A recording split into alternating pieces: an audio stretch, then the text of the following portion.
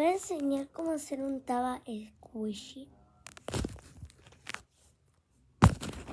Lo primero que necesitamos dos ingredientes que es como A, B, C, como A, I y B. Bueno, después de eso necesitamos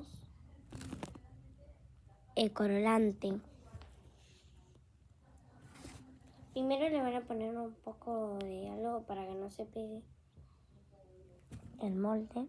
Y bueno, necesitamos el molde, colorante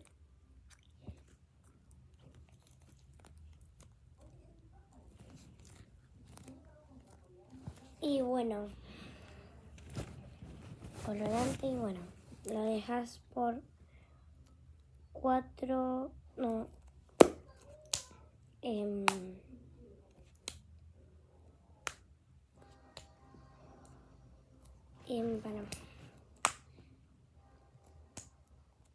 14